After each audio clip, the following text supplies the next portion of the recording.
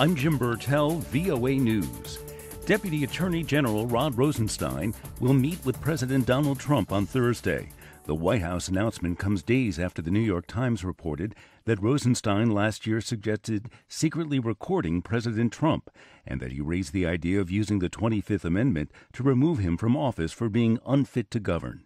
AP's Sagar Meghani has more. The president's in New York for the UN General Assembly, and a spokeswoman says he'll meet with Rosenstein when he's back Thursday. She says the two men had an extended talk today at Rosenstein's request, following reports last week that he'd suggested secretly recording the president and using the Constitution to remove him from office. Rosenstein went to the White House today, expecting to be fired. AP's Sagar Meghani reporting. I believe that accountability needs to start now. I think that the confirmation of Brett Kavanaugh will set a precedent for lack of respect. A young protester outside the Supreme Court in Washington speaking out about the pending vote for nominee Brett Kavanaugh.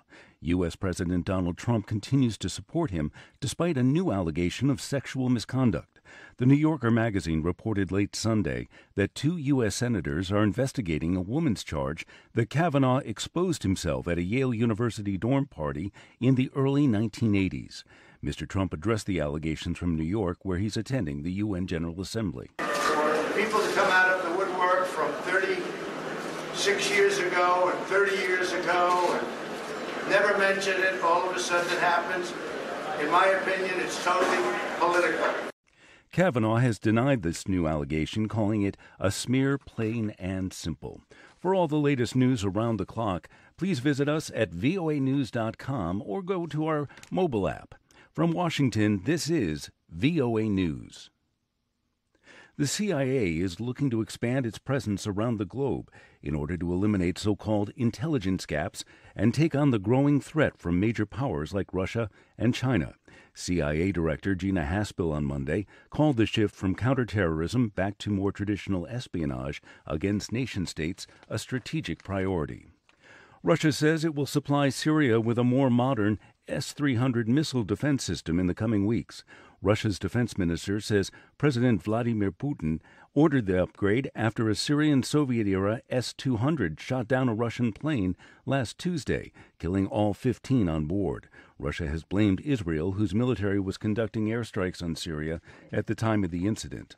Russia has said the S-200 system is not advanced enough to distinguish Russian planes as friendly. A second summit between President Trump and North Korean leader Kim Jong-un is in the planning stage. We have an agreement to work out another summit, and we look forward to doing that. I'm going to be meeting with Chairman Kim in the not-too-distant future. The location is being worked on, the time is being worked on, and we'll be announcing it. Despite the improved ties between Washington and Pyongyang, which have no diplomatic relations, North Korea is not believed to have actually taken any promised steps toward giving up its nuclear arsenal. World leaders recommitted themselves Monday to the search for peace as they gathered for a United Nations summit marking the 100th anniversary of Nelson Mandela's birth.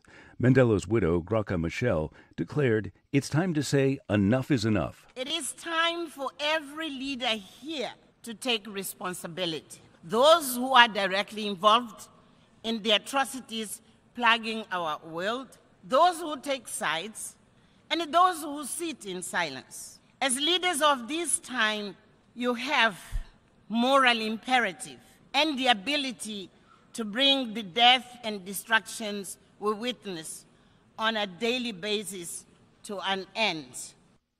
Prosecutors have asked a judge to send comedian Bill Cosby to prison for up to 10 years for drugging and sexually assaulting a woman in 2004.